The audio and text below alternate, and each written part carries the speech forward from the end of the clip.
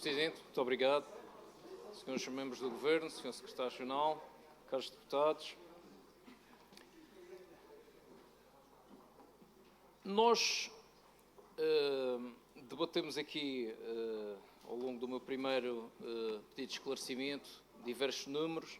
O Sr. Secretário-Geral sabe que eu lhe reconheço múltiplas competências e uma delas é em matéria de números, mas também percebo que a retórica política, por vezes, possa deturpar um bocadinho a realidade. Só para que fique claro, em 2015 existiam duas entidades responsáveis pela promoção na região autónoma da Madeira, a Associação de Promoção e a Direção Regional de Turismo. O Governo Regional, através do Orçamento Regional, alocava 5,5 milhões de euros à promoção. Atualmente, aloca, através de uma única entidade, fruto dessa concentração e também transferência de competências, na Associação de Promoção, 7 milhões e meio. Portanto, quanto a isso não há dúvidas, fomos de 5 milhões e meio para 7 milhões e meio a contribuição do Governo Regional, por mais voltas que se tente dar à questão. Ainda em termos de números, e disse que não havia nada de transcendente, nada de substancial a acontecer na região que justificasse rever documentos estratégicos, mas logo a seguir mostrou-nos um gráfico, um slide da Conferência Anual dos Economistas, onde dizia que a Madeira tinha perdido dezenas, ou que a Europa tinha perdido dezenas de companhias aéreas, e muitas delas, como sabe, operavam para a Madeira, e o administrador da ANA, nessa mesma conferência, Dr. Francisco Pita, anunciou que a Madeira, embora tivesse recuperado alguns desses lugares, teria perdido 1,5 milhão de lugares de avião. Se isto não é algo, não foram todos recuperados, e se isto não é algo transcendente e que vai, de facto, ter impacto no nosso principal setor de atividade, eu gostava de lhe perguntar o que é. Por outro lado, relativamente ao POT, e eu acho que às vezes é preciso recordar os documentos, e eu tive ontem a fazer o trabalho de casa, o cenário de referência do POT para 2027, portanto não é para 2019, não é para 2020, nem para 2021, é para 2027, refere 40 mil camas de hotelaria e 7.500 camas de alojamento local. Ou seja, um total de capacidade de alojamento da região de 47,5.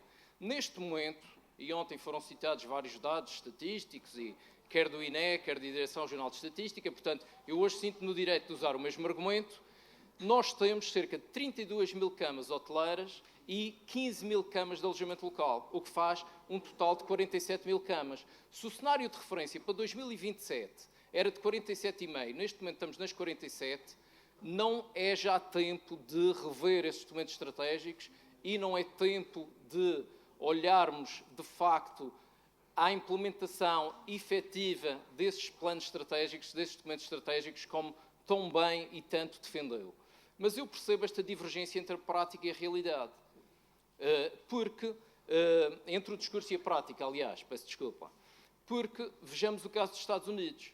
Enquanto, por um lado, se defende que não há experimentalismo na promoção turística, nem na procura por novos mercados de diversificação, que não se navega à vista e, portanto, há aqui um estudo que está a ser desenvolvido e sem esse estudo continua a ser tabu o valor de reforço para a promoção turística, e isso, lá teremos esses debates em fevereiro do próximo ano, mas enquanto aguardamos por esse estudo, e que agora é a justificação para não termos mais verbas, tivemos, desde 2015, um derramar sucessivo de centenas de milhares de euros nesse mesmo mercado dos Estados Unidos, e o que eu questiono é, há ou não navegação à vista e há ou não verbas que, sem estudos, sem documentos estratégicos e sem preparação, são derramadas por outros mercados.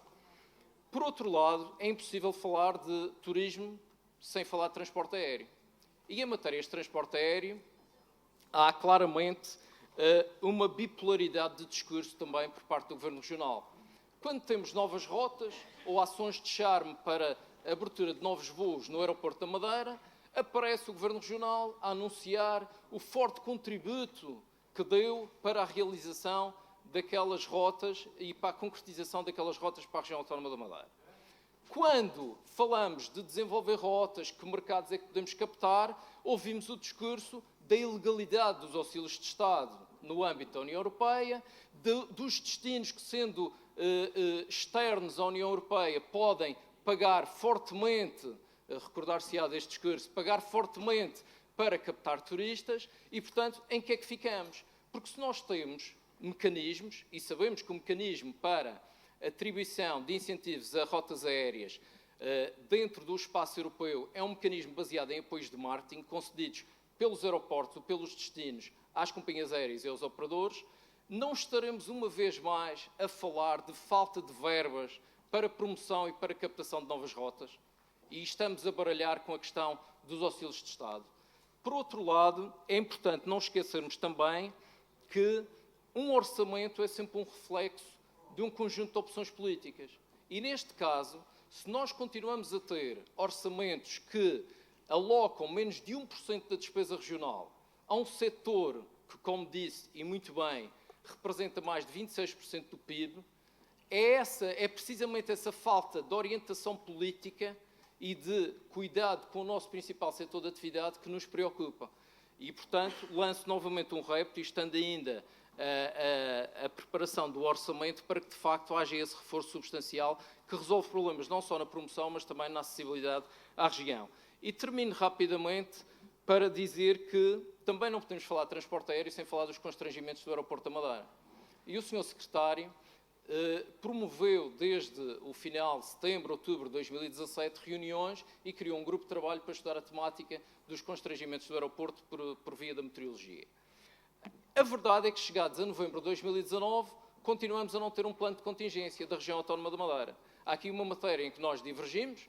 Eu defendo que o plano de contingência deve ser um plano da região e não um plano dos aeroportos, porque se esgota na infraestrutura e em algumas ligações que possam ter com o exterior, e o plano de contingência deve ser efetivamente um plano de contingência da região, porque afeta toda a mobilidade e toda a acessibilidade à região.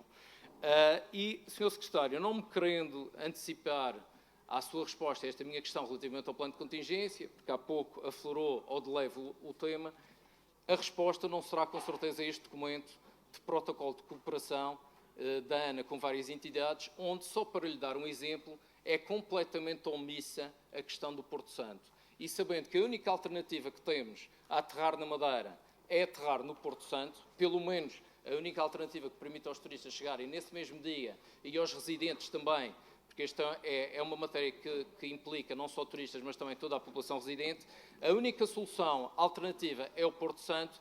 Como é que se compreende que um programa, um protocolo de cooperação não tenha sequer qualquer referência à ligação marítima, que, não havendo ligações aéreas, presumo que seja a única alternativa para se chegar à região autónoma da Madeira? Muito obrigado.